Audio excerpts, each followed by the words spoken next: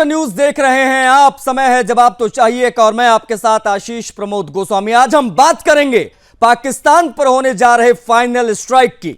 आज हम बात करने जा रहे हैं भारत के द्वारा किसी भी वक्त होने वाले उस मिलिट्री एक्शन की जिसके बारे में सोच सोचकर पाकिस्तान थर थर कांप रहा है।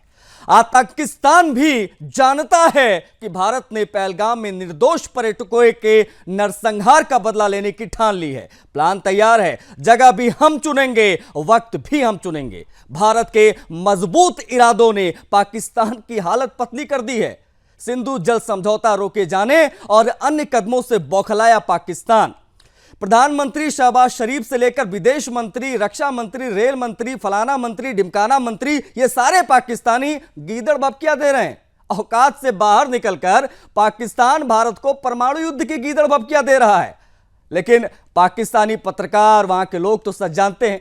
एक पाकिस्तानी पत्रकार जिसका नाम है नजम सेठी, उसने यह कहते हुए पाकिस्तान की गीदड़ भभकियों को एक्सपोज कर दिया कि पाकिस्तान के पास संसाधनों की कमी है। अगर युद्ध हुआ तो पाकिस्तान भारत के सामने, उनकी मजबूत सैन्य ताकत के सामने 2 मिनट भी टिक नहीं पाएगा। घबराया पाकिस्तान अभी से चीन के शरण में पहुंच गया, ऐसी खबरें आई हैं कि फोन पर बातचीत वगैरह हुई है। खैर, कुल मिलाकर देखें तो पूरे पाकिस्तान में मोदी नाम का खौफ है। भारतीय सेना का पराक्रम और मिलिट्री ऑपरेशंस के बारे में सोच सोचकर सभी की नींद उड़ी हुई है कि ना जाने कौन सा बम कहां गिर जाए। इन सब के बीच सवाल भी कई हैं, जैसे पाकिस्तान की बौखलाहट भारत की कूटनीतिक सफलता है क्या? ये बेहद महत्वपूर्ण सवाल है जो हम बता रहे हैं आपको, क्योंकि पाकिस्तान बौखलाया हुआ है। भारत के कूटनीतिक जीत के तौर पर से देखा जा रहा है। अगला सवाल, अंतर्राष्ट्रीय स्तर पर क्या अब पाकिस्तान अलग थलग हो चुका? क्योंकि तमाम बड़ी शक्तियां दुनिया की वो भारत के साथ खड़ी हैं आतंकवाद के इस विषय पर, जिसका जिक्र भी प्रधानमंत्री मोदी ने आज मन की बात के कार्यक्रम में किया। सिंधु जल संधि का स्थगित होना पाकिस्तान के लिए एक कितना बड़ा झटका है, और एक बौखलाहट जो वहां पर है उसके पीछे ये सिंधु जल संधि का स्थगित होना कितनी बड़ी वजह, इसकी भी आज बात होगी। कितना जोरदार होगा भारतीय सेना का ये मिलिट्री ऑपरेशन, क्योंकि हमने देखी सर्जिकल स्ट्राइक, एयर स्ट्राइक, इस बार क्या बड़ा होने जा रहा है। करेंगे चर्चा आज इन्हीं सवालों का आधार बनाकर। हमारे साथ पूरे मेहमान जुड़ेंगे, भारतीय जनता पार्टी के प्रवक्ता भी रहेंगे, रक्षा विशेषज्ञ भी हमारे साथ कनेक्ट रहेंगे, हमारे जो संवाददाता हैं जम्मू कश्मीर से वो भी हमारे साथ जुड़ेंगे। हर एक सवाल पर हम बात करेंगे, लेकिन उससे पहले एक छोटी सी रिपोर्ट इसी विषय पर। ये कोई इत्तेफाक नहीं बल्कि सुनियोजित साजिश है जिसका मास्टरमाइंड लश्कर का डिप्टी चीफ। विषय पर रिपोर्ट आपने देख लिया। बिना किसी देरी के मेहमानों से आपका परिचय कराते हैं, उसके बाद में चर्चा को आगे बढ़ाते हैं। हमारे साथ कौन कौन से मेहमान कनेक्ट हो रहे हैं मैं बता देता हूं आपको। अरुण कृष्णा जी हैं, राजनीतिक विश्लेषक, हमारे साथ कनेक्ट हो गए। अरुण जी, बहुत स्वागत है आपका, समय देने के लिए बहुत आभार। अविरल मलिक, प्रवक्ता भारतीय जनता पार्टी का, हमारे साथ कनेक्ट हो गए। अविरल, आपका भी बहुत स्वागत है। रोहिल वसीर, ब्यूरो चीफ हमारे जम्मू कश्मीर के, वो कनेक्ट हो गए, उनसे भी हम बातचीत करेंगे। और जिस प्रकार के ऑपरेशन इस वक्त दिखाई दे रहे हैं एलओसी पर, जो फायरिंग इत्यादि की जानकारियां मिल रही हैं, वो भी उनसे हम समझेंगे। साथ साथ में शिवदान सिंह जी हैं, रक्षा विशेषज्ञ, हमारे साथ कनेक्ट हो गए। एक एक करके हम सभी के पास चलेंगे और चर्चा की शुरुआत करेंगे। सबसे पहले अरुण कृष्णा जी, सवाल मेरा आपसे रहेगा, ये जिस प्रकार की बौखलाहट सर पाकिस्तान में दिखाई दे रही है, क्या वो माना जाए कि भारत की बहुत बड़ी कूटनीतिक जीत है? बड़े लेवल पर ये बहुत बड़ी जीत इसे माना जाए, या अभी और ज्यादा आक्रामक रुख चाहिए भारत का? सबसे पहले तो आशीष जी, आपको नमस्कार और धन्यवाद, आपने मुझे अपने राष्ट्रीय चैनल पर आमंत्रित किया आज दूसरी बार।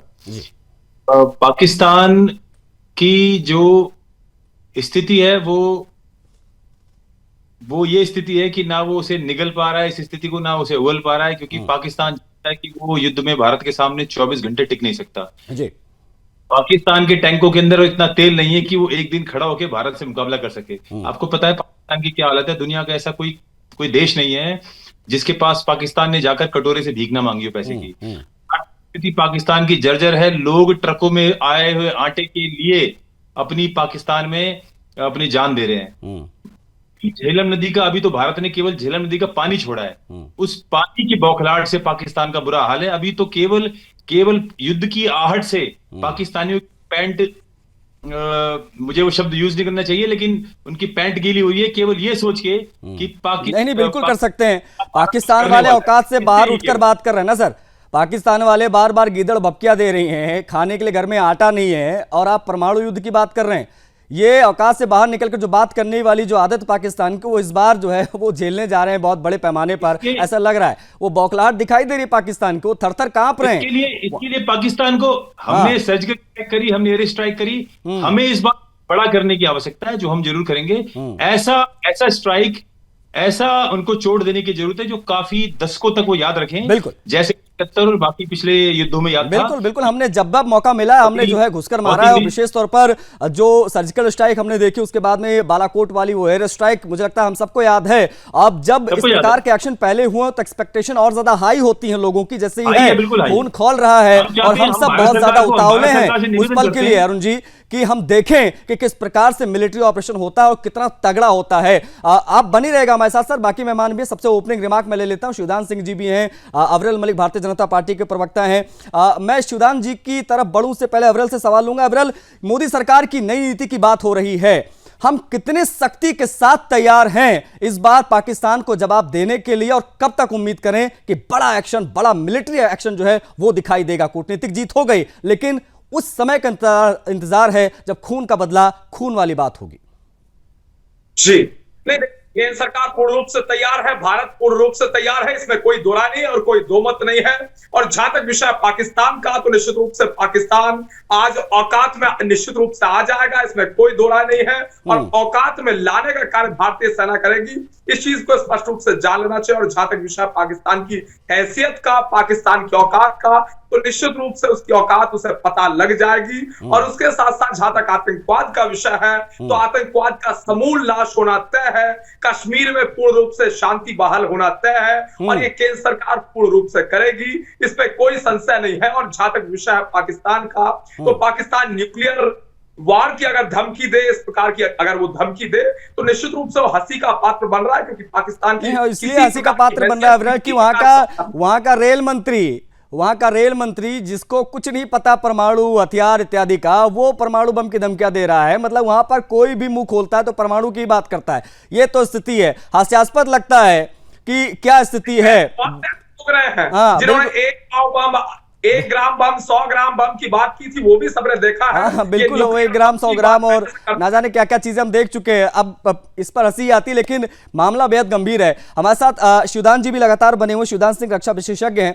सर, आप किस प्रकार से देखते हैं गीदड़ भभकियों को? पाकिस्तान के तरफ से आ रही है गीदड़ भभकियां कि हमारे पास इतने परमाणु बम हैं, ये सब हमने भारत के लिए रख रखे हैं। इस प्रकार की जो बयानबाजियां उस तरफ से आ रही है, उसको देखते हुए क्या हमको कुछ खास रणनीति की आवश्यकता है यहाँ पर, या जैसा चल रहा है चलने देते हैं, घुसकर मारेंगे? शिवदान जी, देखिए, सबसे पहले तो बनने का सिस्टम भी होता है, और उसके खिलाफ भारत पूरी तरह तैयार बैठा है। भारत परमाणु बम को भारत तक पहुंचने नहीं देगा, पाकिस्तान के परमाणु बम को। उसको पहले ही एक्सप्लोड हवा में कर दिया जाएगा, वो पाकिस्तान के ऊपर ही एक्सप्लोड होगा, और उस परमाणु बम से जो नुकसान वो भारत को पहुंचाना चाहता है वो उसकी जनता को ही मिलेगा। क्योंकि हमारा जो एयर डिफेंस सिस्टम है बहुत स्ट्रांग है, और जो भी उनका कैरियर होगा परमाणु बम को कैरी करने का, उसको सबको हम रास्ते में डिस्ट्रॉय कर देंगे। और इस प्रकार से नहीं तो परमाणु बम का हमको हमारी तैयारी तो पूरी है सर, क्योंकि अब आपसे बेहतर कौन बता पाएगा। लेकिन ये जिस प्रकार के बयान उधर से आ रहे हैं, इस बयान को बौखलाहट माने, डर माने, क्या वजह क्या होती है जब इस प्रकार के बयान लगातार उस तरफ से आते हैं? तो जब कोई बहुत ज्यादा डर जाता है तो बौखलाहट में इस तरह के बयानबाजी करता है। उनके देश की डर आपको इससे हो जाना चाहिए कि वहां के उच्च सेना अधिकारियों ने अपने परिवारों को विदेश में शिफ्ट कर दिया है। वहां के जो मंत्री हैं उन्होंने अपने परिवारों को विदेश में शिफ्ट कर दिया है। इसलिए उनको पूरा पता है, उनको ये महसूस होने लगा है कि यदि भारत ने हमारे पर कोई हमला किया या स्ट्राइक की तो हमको हमारी जिंदगी खतरे में हो जाएगी। इससे पूरा देश, पूरा पाकिस्तान इस वक्त बहुत ज्यादा घबराया हुआ है। और जो आर्ट उनको मिल रही है, इस प्रकार की सेना भारत के पास है, जिस प्रकार की शक्ति भारत के पास है, जिस पर आर्थिक शक्ति भारत है, उसको देखते हुए पाकिस्तान को पूरा विश्वास है। अच्छा, बड़ी चीज ये है सर कि पाकिस्तान वाले भी जानते हैं उनकी औकात कितनी है, लेकिन अब चूंकि अब अंतर्राष्ट्रीय स्तर पर बातचीत हो रही है, सब देख रहे, दुनिया देख रही है, आवाम डरी हुई है, तो उनको भी मेंटेन करना, उनको भी मैनेज करना, इसलिए इस प्रकार की बयानबाजियां उस तरफ से हो रही हैं। आप रिक्वेस्ट है शिवदान जी, आप बने रहेगा हमारे साथ। हमारे ब्यूरो चीफ रोहिल भी कनेक्ट है, हम रोहिल से भी बातचीत करेंगे। रोहिल, जब से 22 अप्रैल की वो आतंकवादी घटना घटी है, जब से उन लोगों ने गोलियां चलाई, उसके बाद से लेकर अब तक जिस प्रकार से भारत ने एक्शन लिए हैं, अब तक किस प्रकार की हलचल बॉर्डर पर आप देख पा रहे हैं, क्योंकि आप जम्मू कश्मीर में हैं, हर एक चीज को करीब से देख पा रहे होंगे, तो प्लीज बताइए कितनी बार पाकिस्तानियों ने बौखलाहट में सीज फायर का उल्लंघन किया और किस प्रकार की क्या चीजें इस वक्त ग्राउंड पर दिखाई दे रही है, हमारी सेना कितनी मुस्तैद है इस वक्त बॉर्डर पर। देखिए आशीष, जिस तरीके से बाईसारम पहलगाम में आतंकी हमला हुआ उसके बाद लगातार जो है यहाँ पर भारतीय सेना के साथ साथ जितने भी सुरक्षा एजेंसीज हैं वो लगातार एक्टिव मोड पे नजर आ रही है। सीमावर्ती इलाकों की बात करें जहां पर पूरी तरीके से जो इस वक्त हाई अलर्ट घोषित कर दिया गया है और भारत की तरफ से जिस तरीके की कार्रवाई लगातार आतंकवाद के खिलाफ किया जा रहा है, खासतौर पर जो OGW नेटवर्क है जिसके खिलाफ कार्रवाई लगातार की जा रही है। आए रोज हमने देखा पिछले 2 दिनों के दौरान OGW के जो घर है उनकी तलाशी ली गई, जो सक्रिय आतंकी है उनके खिलाफ बड़ी कार्रवाई की गई, उनके घरों को पूरी तरीके से डिमोलिश कर दिया गया। तो मेरे पास जो एक अभी सबसे महत्वपूर्ण जानकारी आशीष ये आ रही है कि इस तरीके से पाकिस्तान जो है बौखलाहट का शिकार है, इस तरीके से वहां पर डर का माहौल जो है पैदा हुआ है। मेरे पास ये जानकारी आ रही है कि लगभग 1000 से ज्यादा जो पाकिस्तानी सैनिक है उन्होंने रिजाइन किया है। ये इस वक्त की सबसे बड़ी खबर मेरे पास जो है सामने निकल कर आ रही है, क्योंकि डर का माहौल जो है काफी ज्यादा वहां पे दिखाई दे रहा है और इस वजह से ये जानकारी, ये इसका मेरे पास ऑफिशियल डॉक्यूमेंट भी आया है। ये जानकारी मिल रहा है कि 1000 से ज्यादा जो है पाकिस्तानी सैनिक, जिनमें कुछ 120 ऑफिसर्स भी शामिल है, उन्होंने फिलहाल रिजाइन किया है। तो उनको पता है इस बार भारत जो है उनको छोड़ने वाला नहीं है। भारत ने जिस तरीके से रणनीति बनाई, जिस तरीके से लगातार यहां पर सुरक्षा कर्मियों को एक्टिवेट किया गया, जिस तरीके से army chief general Upendra Dwivedi ये रोहिल, जैसा कि आप बता रहे हैं, ये तो अभी हमने मिलिट्री ऑपरेशंस शुरू भी नहीं किया है और इस प्रकार की हलचल बौखलाहट है। अगर आपकी जानकारियां पुख्ता हैं तो वो अपने आप में हैरान कर देता है कि पाकिस्तान कितने पानी में है। उनके नेता बातें कर रहे हैं परमाणु बम की, परमाणु हमलों की, और उनके जो मिलिट्री के जवान हैं वो इस्तीफा दे रहे हैं, वो अपनी अपनी नौकरियां छोड़कर भाग रहे हैं। भैया हमें नहीं हम नहीं झेल पाएंगे भारत की तरफ से अगर हमला हुआ तो। ये सिचुएशन है। रोहिल आप बनी रहेगा हमारे साथ अरुण जी लगातार बने हुए हैं, अरुण कृष्णा जी, उनसे भी हम बातचीत करेंगे। अरुण जी, रणनीति कैसी होनी चाहिए? तुरंत हमला कर देना चाहिए या सही समय का इस्तेमाल, सही समय का जो है इंतजार करना चाहिए? नहीं, इससे अच्छा समय कोई हमला का नहीं है। हाँ, हमें ये जरूर देखना है कि हमला किस तरह करना चाहिए, और मेरी पर्सनल राय तो ये है कि ये बिल्कुल सही उचित समय है पीओके कब्जा करने का। पीओके हमारा है, हमारा था, हमारा रहेगा, लेकिन ये उचित समय है। ये समय इन्होंने खुद दिया है। ये सवाल मैंने इसलिए पूछा क्योंकि पाकिस्तान भी तैयार है अपनी जगह पर, उन्होंने भी अपने फाइटर जेट्स F-16 और तमाम चीजें जो रेडी कर रखी हैं। अब ऐसे में ये सवाल इसलिए मैंने जी बड़ा हास्यास्पद है पाकिस्तान के बारे में। जंगल में एक मुर्गा होता है, उसी से उदाहरण देता हूं पाकिस्तान का। जंगल में एक मुर्गा होता है, वो जब भी बड़े जानवरों को सामने देखता है तो अपने पंख खोल लेता है अपने आप को बड़ा दिखाने के लिए। उसे लगता है कि अगर मैंने पंख नहीं दिखाए खुले हुए तो ये मुझे जानवर मुझे खा जाएगा। तो ये इनके पंख हैं खोखले, इनके पास कुछ करने को नहीं है। भारत बहुत शक्तिशाली देश है। S-400 हमारे पास चारों तरफ तैनात हैं। इनके पास कोई भी ऐसा लूप होल भारत के लिए है नहीं। हाँ, एक चीज जरूर है जो हमारे दिवंगत CD रावत जी कहा करते थे कि भारत की लड़ाई 2 फ्रंट पे है, पाकिस्तान, चाइना और आधे जो इस देश के अंदर गद्दार हैं। अभी भी जो आतंकवादी हमला हुआ है उसके लिए भी कश्मीर में बैठे हमारे जो गद्दार हैं उसके लिए भी हमला हुआ है। हम चूंकि खबरें दिखा रहे हैं, रोहिल वहीं पर मौजूद है, वो लगातार तस्वीरें भी दिखाते रहे हैं कि किस प्रकार से चुन चुनकर भारत के अंदर बैठे उन पाकिस्तानी मानसिकता वाले जिहादियों को, आतंकवादियों को चुन चुनकर मारा जा रहा है। उनके घरों को आईडी ब्लास्ट से उड़ाया जा रहा है। पीओके तक आवाज जारी, गूंज सुनाई दे रही है। ये अपने आप में बहुत बड़ा एक्शन है। ये बहुत जरूरी, जो आपने कहा बिल्कुल सही कहा आपने कि अंदर जो बैठे हैं सिस्टम के स्लीपर सेल, इनको पकड़ो, इनको चिन्हित करो, क्योंकि जब जंगल पार करके आतंकवादी आते हैं तो डिनर इन्हीं आतंकवादियों के घर पर वो करते हैं और अगले दिन जो है वो टारगेट किलिंग्स करते हैं और हिंदुओं के ऊपर गोलियां बरसाते हैं। तो यह समझना बहुत जरूरी है कि इस प्रकार के आतंकवादियों को चिन्हित किया जाए जो हमारे देश में रहते हैं, खाते हिंदुस्तान की है, गाते पाकिस्तान की है। इन लोगों को चिन्हित करो, इनको मारो, उसके बाद मिलिट्री जो ऑपरेशन होंगे उस पर तो कार्रवाई होनी है जल्दी से। एक बात कहना चाहूंगा मैं जी, मैं सारा ट्विटर मीडिया, सोशल मीडिया देख रहा हूं जी।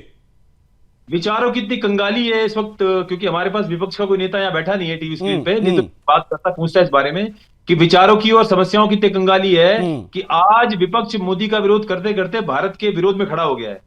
ट्विटर पे अच्छा मुसलमान, बुरा मुसलमान, कुछ ऐसे लोग हैं, कर्नाटक के मुख्यमंत्री जो कांग्रेस के हैं, उन्होंने तक ये तो कह दिया कि पाकिस्तान से हमें युद्ध करने की आवश्यकता ही नहीं है, हमें तो शांति प्रिय लोग हैं। शांति प्रिय का मतलब क्या? कायरता है। मैं आपको याद दिलाना चाहता हूं कि 2008 में जब मुंबई के अंदर आतंकवादी हमला हुआ था तो यही वो कांग्रेस है जिसने अपनी पूरी शक्ति झोंक दी थी भगवा आतंकवाद साबित करने के लिए। वो तो है हमारे एक सब इंस्पेक्टर सिपाही का जिसने कसाब को जिंदा पकड़ा था। अगर वो कसाब ये बेहद महत्वपूर्ण बात है। जब उस समय मालेगांव का मामला हुआ तो ये हिंदू आतंकवाद की बात कही गई, लेकिन अब जब इस्लामिक आतंकवाद हुआ, धर्म पूछ कर गोलियां मारी गई। इस्लामिक आतंकवाद कहने में विपक्ष को बड़ा परहेज होता है, बड़ा बचते हैं। सिद्धारमैया की आपने बात की, सिद्धारमैया अभी सूचना मिल रही है, सिद्धारमैया जो है बैकफुट पर आ गए, उन्होंने अपना बयान वापस ले लिया है। लेकिन जो कुछ भी हो रहा है कहीं ना कहीं वो सोचने वाली बात हो जाती है कि हमारे देश के अंदर बैठे इस प्रकार की मानसिकता के लोगों के बारे में भी लोगों को पता होना बहुत जरूरी है। आप बने रहिएगा हमारे साथ शिवदान जी भी हैं। मैं लौट रहा हूं। शिवदान जी भी हमारे साथ हैं। शिवदान जी रक्षा विशेषज्ञ हैं, बेहतर बातचीत उनसे हो पाएगी। शिवदान जी, परमाणु धमकी की बात बहुत हो रही है, सीधा सवाल मेरा ये रहेगा, क्या पाकिस्तान उस स्तर पर है कि वो इस विकल्प की तरफ बढ़ सकता है, या सिर्फ हवाबाजी हो रही है और कुछ भी नहीं है? देखिए, मैं बताना चाहता हूं, जैसा कि मैंने पहले भी बताया है, नंबर पहली बात तो ये है कि पाकिस्तान का जो परमाणु बम है वो भारत की जमीन तक पहुंच ही नहीं पाएगा, क्योंकि हमारा एयर डिफेंस सिस्टम इतना स्ट्रांग है कि उसको रास्ते नहीं डिस्ट्रॉय कर देगा। नंबर 2, यदि पाकिस्तान ने यह ऑप्शन अडॉप्ट कर लिया, उसके बाद भारत को कोई रोकने वाली शक्ति नहीं है। भारत के पास इतने स्ट्रांग परमाणु बम है कि पाकिस्तान का आधा हिस्सा एक ही बम से साफ हो जाएगा। एक प्रकार से पाकिस्तान विश्व के नक्शे से मिट जाएगा। इसको सोचते हुए पाकिस्तान का कोई भी नेता या सेना अधिकारी परमाणु बम के ऑप्शन के बारे में कभी सपने में भी नहीं सोचेगा। और इसी कारण से विश्व के अंदर आज तक 1945 के बाद में कितने ही युद्ध हुए हैं, मगर आज तक परमाणु ऑप्शन किसी ने अडॉप्ट नहीं किया है। यूक्रेन और रूस का युद्ध पिछले 3 साल से चल रहा है, किसी ने भी परमाणु ऑप्शन के बारे में नहीं सोचा है। ईरान इजराइल का कितने दिन से कॉन्फ्लिक्ट चल रहा है, आज तक किसी ने भी परमाणु ऑप्शन के बारे में नहीं सोचा। परमाणु ऑप्शन का मतलब है कि दूसरे पर तो अटैक करेंगे, पर अपना भी सफाया जरूरी हो जाता है, क्योंकि इस वक्त ज्यादातर इजराइल के पास परमाणु बम है, ईरान के पास परमाणु बम है, इंडिया के पास परमाणु बम है, पाकिस्तान के पास परमाणु बम है। तो जो भी युद्ध में अपने सामने आते हैं, सबके पास परमाणु शक्ति अवेलेबल है, और ये गारंटेड है कि दूसरी पार्टी बिल्कुल उसे खत्म कर देगी। इसलिए पाकिस्तान का परमाणु बम का धमकी खोखला है, बिल्कुल इसमें कुछ नहीं होने वाला है। उसको अपना जो अस्तित्व है उसको बचाना मुश्किल हो रहा है, क्योंकि भारतीय इतनी कैपेबल है कि उन्हें जब चाहे उन्हें खत्म कर सकती है। ठीक है, आप बनी रहेगा। अविरल भी हमारे साथ है, भारतीय जनता पार्टी के प्रवक्ता। अविरल, विपक्ष भी ये सवाल धीरे धीरे उठाने लगा है कि जवाब देने में इतनी देरी क्यों हो रही है। एक चीज ये, दूसरी चीज ये, सिंधु जल समझौते को हमने स्थगित कर दिया, बिल्कुल इसकी बड़ी प्रशंसा हुई, लेकिन अब सवाल ये उठ रहा है कि हमारे पास तैयारी है नहीं, हमारे पास डैम नहीं है, चीजें नहीं है, हम कैसे रोक पाएंगे पानी। कई प्रकार के बयान ये भी आ रहे हैं कि अभी डैम वगैरह बनने में 15 साल 20 साल लग जाएंगे। अब इन सब चीजों का क्या जवाब रहेगा आपके पास? जी नहीं, देखिए, जहां तक विषय विपक्ष का, कांग्रेस पार्टी का, समाजवादी पार्टी का और तमाम सारे राजनीतिक दलों का, इंडिया अलायंस के बयानों का जहां तक विषय है, तो सर्वप्रथम जिस परिवार ने इस देश पे 60 साल राज किया, गांधी परिवार, उस परिवार का सदस्य रॉबर्ट वाड्रा किस प्रकार की बयानबाजी करता है, उस सबने देखा। सड़क पे मुसलमान को नमाज नहीं पढ़ने दी जाती, मुसलमान इस देश में असुरक्षित है, ऐसा हमलावरों को प्रतीत हुआ, इसीलिए हमलावरों ने हमला कर दिया। इस प्रकार की ओछी बयानबाजी होती है। एक प्रकार से आतंकवाद को समर्थन प्रदान करने का काम इंडिया अलायंस के लोगों के द्वारा किया जाता है, रॉबर्ट वाड्रा के बयान के माध्यम से होता है। वो पूर्ण रूप से स्पष्ट है। और किस प्रकार से कानपुर के शहीद के घर जाने के विषय पर उत्तर प्रदेश की समाजवादी पार्टी के राष्ट्रीय अध्यक्ष अखिलेश यादव जी किस प्रकार का ओछा बयान देते हैं। वो कहते हैं उस परिवार से मेरा कोई नाता नहीं है, कोई संबंध नहीं है, लेकिन हाँ, कार्यकर्ताओं को मैं कहूंगा कि वो उसके घर जाएं। तो इस प्रकार की बयानबाजी इंडिया अलायंस के द्वारा दी जा रही है, ये बिल्कुल स्पष्ट है। और जहां तक विषय जम्मू कश्मीर का, जम्मू कश्मीर में मुख्यमंत्री किसके हैं? नेशनल कॉन्फ्रेंस के हैं, Omar Abdullah chief minister of Jammu Kashmir है, फारूक अब्दुल्ला उसके चेयरमैन हैं, और उसी पार्टी का श्रीनगर का सिटिंग मेंबर ऑफ पार्लियामेंट किस प्रकार से बयानबाजी करता है, किस प्रकार से उसने हमले से पूर्व किस प्रकार का बयान दिया था, उसने पर्यटक को सांस्कृतिक हमलावर कहा था। इस प्रकार के बयान इंडिया अलायंस दे रहा है, तो ये बिल्कुल स्पष्ट है कि ये वोट बैंक पॉलिटिक्स कर रहे हैं। ये पाकिस्तान के खिलाफ नहीं बोलेंगे, जिहादियों के खिलाफ नहीं बोलेंगे, ये आतंकवादियों के खिलाफ नहीं बोलेंगे, राष्ट्र विरोधियों, देश विरोधियों के खिलाफ, टेररिस्ट ऑर्गेनाइजेशन के खिलाफ किसी प्रकार से नहीं बोलेंगे। उसके साथ साथ महबूबा मुफ्ती, फारूक अब्दुल्ला, जो राज्य के लोग हैं, राज्य के दल हैं, उन्हें भी बोलना चाहिए। और उसके साथ साथ जहां तक विषय है इंडिया अलायंस के विषय का, तो निश्चित रूप से राजनीति कर रहे हैं, काम कर रहे हैं। ये राजनीति कृपया करके ना करें, मेरा 2 हाथ जोड़कर इनसे निवेदन रहेगा। ठीक है, ये किसी प्रकार की राजनीति ना करें। ठीक है। अब बनी रहेगा हमारे साथ रोहिल भी लगातार बने हुए। रोहिल, जमीनी तैयारी अभी हमारी कैसी है? जमीनी तैयारी अभी हमारी कैसी है? क्या युद्ध के लिए हम बिल्कुल तैयार हैं? एक आदेश दिल्ली से आते ही हम टूट पड़ेंगे पाकिस्तान पर, क्या उस लेवल पर हमारी तैयारी है? अगर कुछ इस प्रकार की जानकारी आप साझा कर पाए कम शब्दों में तो प्लीज, उसके बाद मैं ब्रेक लूंगा। रोहिल जी बिल्कुल, जिस तरीके से पिछले 3 दिनों से हालात बने हुए हैं सीमा पर, और जिस तरीके से जो भारतीय सेना के चीफ है जनरल उपेंद्र द्विवेदी लगातार कश्मीर घाटी में पिछले 2 दिनों से हालातों पर नजर बनाए रखे हुए हैं। कश्मीर घाटी में 2 दिनों से लगातार मौजूद है। और कुछ देर पहले जब CDS जो है उन्होंने वहां पर मुलाकात की जो है रक्षा मंत्री राजनाथ सिंह से, तो इससे साफ तौर पर जाहिर होता है कि पूरे तरीके से भारत जो है तैयार है, किसी भी चुनौती का डटकर यहाँ पर मुकाबला करने के लिए तैयार है। और पाकिस्तान को भरपूर तरीके से जवाब देने के लिए, अगर ग्राउंड लेवल की बात करें तो पूरे कश्मीर घाटी के साथ साथ सीमाओं की बात करें तो पूरी तरह से भारतीय सेना के साथ साथ जो BSF के जवान हैं, जो सुरक्षा एजेंसीज है बाकी, वो लगातार पूरी तरीके से ग्राउंड पर जो है तैयार है, किसी भी चुनौती का डटकर मुकाबला करने के लिए तैयार थे। तो पिछले 2 दिनों से जिस तरीके के हालात बने हुए हैं उससे साफ तौर पर लग रहा है कि लगातार भारतीय सेना जो है एक्शन मोड में नजर आ रही है और पूरी तरीके से बदला जो है वो जरूर पाकिस्तान से लिया जाएगा। जैसा कि आज भी प्रधानमंत्री नरेंद्र मोदी ने अपनी मन की बात में इस बात को, इस शब्द को दोहराया कि न्याय होकर रहेगा। नहीं, प्रधानमंत्री ने बहुत लाउड एंड क्लियर कर रखा है। मधुबनी में दिए गए उनके भाषण की बात कर लीजिए या आज मन की बात के कार्यक्रम में बहुत लाउड एंड क्लियर किया है कि कार्रवाई होगी और बहुत बड़ी कार्रवाई होगी, बदला लिया जाएगा। और यह बदला कितना बड़ा होगा, आतंकिस्तान को कितना बड़ा सबक हम सिखा सकते हैं और सिखाने जा रहे हैं, ये मिलिट्री ऑपरेशन कितना बड़ा प्लान हो रहा है, ये भी मैं बातचीत करूंगा शिवदान जी से, लेकिन एक छोटे से ब्रेक के बाद। भारत ने पहलगाम में निर्दोष पर्यटकों के नरसंहार का बदला लेने की तो ठान ली है, प्लान तैयार है, जगह हम चुनेंगे, वक्त भी हम चुनेंगे। देखने वाली बात होगी कि अटैक कितना बड़ा होने जा रहा है पाकिस्तान पर, आतंकवादियों पर, उनकी सेना पर। हमारे साथ तमाम मेहमान कनेक्ट, एक बार फिर से हम चर्चा की शुरुआत करेंगे। चर्चा की शुरुआत मैं पुनः अगर करूंगा तो मैं शिवदान सिंह जी की तरफ बढ़ूंगा। शिवदान जी, मेरा सीधा सवाल आपसे रहेगा कि अगर हिंदुस्तान इस बार फाइनल स्ट्राइक करने जा रहा है, फाइनल अटैक करने जा रहा है, तो क्या टारगेट पर सिर्फ आतंकवादी होंगे या इस बार सेना के ISI के भी वो तमाम लोग होंगे जो इन आतंकवादियों को पालते पोसते हैं? शिवदान जी।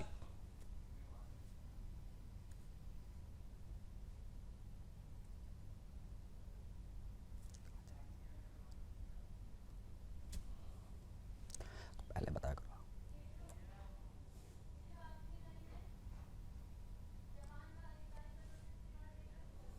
और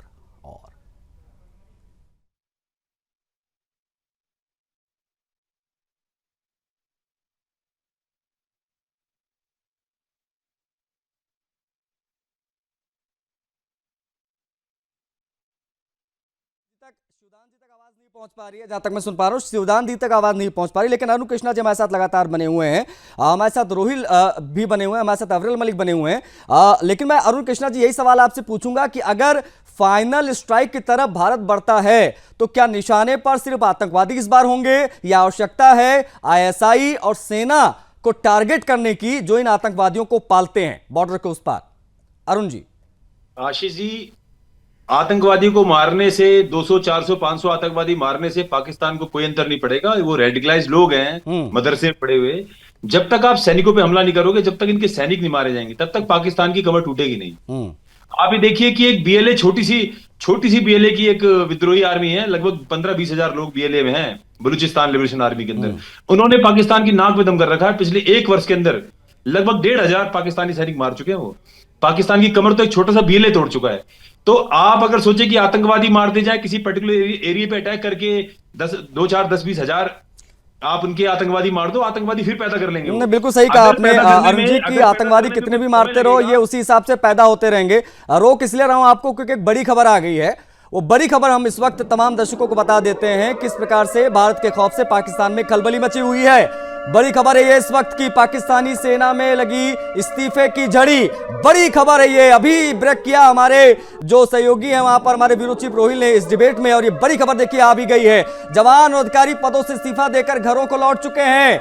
ये डर है भारत के होने जा रहे मिलिट्री ऑपरेशंस का, भारत के खौफ से पाकिस्तान में खलबली, पाकिस्तानी सेना में लगी इस्तीफे की झड़ी, लगातार वहां के सेना के जवान अधिकारी इस्तीफा दे देकर भाग रहे हैं। ये बड़ी खबर आपको हम बता रहे। भारत के खौफ से पाकिस्तान में देखिए किस प्रकार से असीम मुनीर को लोग इस्तीफा दे रहे हैं, रेजिग्नेशन दे रहे हैं, कि किस प्रकार से तनाव इंडिया और पाकिस्तान के बीच में है, और ये बातें वहां पर लिखी जा रही हैं कि हम तैयार नहीं हैं, अगर पाकिस्तान के ऊपर भारत हमला कर देता है तो बहुत बुरे हाल हो जाएंगे। 5000 जवानों ने नौकरी छोड़ दी है, ये बड़ी खबर है। जवान और अधिकारी पदों से लगातार इस्तीफा दे रहे हैं। तो पाकिस्तानी सेना के अंदर, पाकिस्तानी आवाम के अंदर जिस प्रकार की खौफ, जिस प्रकार की आप कह सकते हैं बौखलाहट दिखाई दे रही है, उसका एक प्रमाण है ये। पाकिस्तानी सेना लगातार उनके जवान इस्तीफा दे रहे हैं, संख्या 5000 है।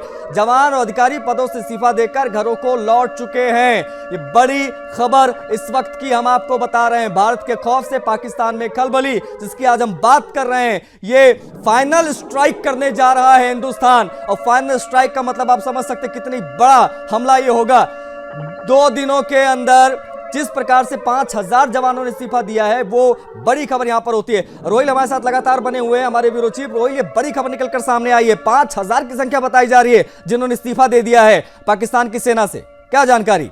जी आशीष, जिस तरीके से मैं पहले ही कह रहा था कि लगातार बौखलाहट का शिकार जो है पाकिस्तान साफ तौर पे नजर आ रहा है। डर का माहौल, यहाँ तक कि जो पाकिस्तानी सेना के जो अधिकारी हैं उनमें भी डर का माहौल जो साफ तौर पे दिखाई दे रहा है, क्योंकि जो मेरे पास जानकारी है उसके अनुसार, जो ऑफिशियल डॉक्यूमेंट है, ऑफिशियल डॉक्यूमेंट के अनुसार 1200 ऐसे जो पाकिस्तानी सैनिक है, जिसमें 120 जो अधिकारी है, सेना अधिकारी है, उन्होंने रेजिग्नेशन जो है आर्मी चीफ को भेजा है। तो कहीं ना कहीं साफ तौर पर ये बात जो है दर्शाती है यहाँ पर कि किस तरीके से पाकिस्तान के सैनिक भी यहाँ पर जो है वो डर का शिकार यहाँ पर नजर आ रहे हैं, क्योंकि उनको पता है इस बार भारत छोड़ने वाला नहीं है, क्योंकि इस बार भारत जो है पूरी तरीके से जो है स्ट्राइक करेगा, और भारत पूरी तरीके से पहलगाम आतंकी हमले का जो बदला है वो जरूर लेंगे। जी अच्छा रोहिल, क्या ये माना जाए सेना के अंदर भगदड़ मचने का मतलब ये है कि वो लोग भी भांप चुके कि इस बार हमला आतंकवादियों पर कम होगा, सेना पर ज्यादा होगा, एसआई पर ज्यादा होगा?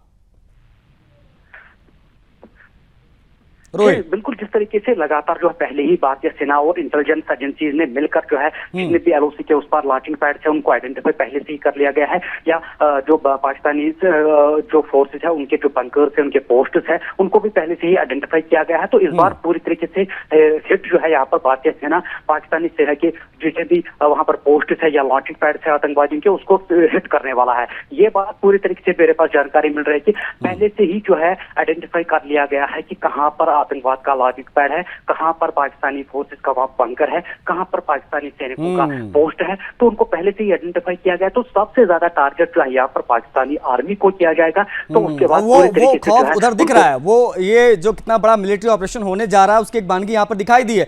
अरुण कृष्णा जी, क्या कहेंगे इस खबर को? देखा आपने, बड़ी खबर ये इस वक्त क्या आई है, 5000 पाकिस्तानी सैनिकों ने इस्तीफा दे दिया डर के मारे। अरुण कृष्णा जी।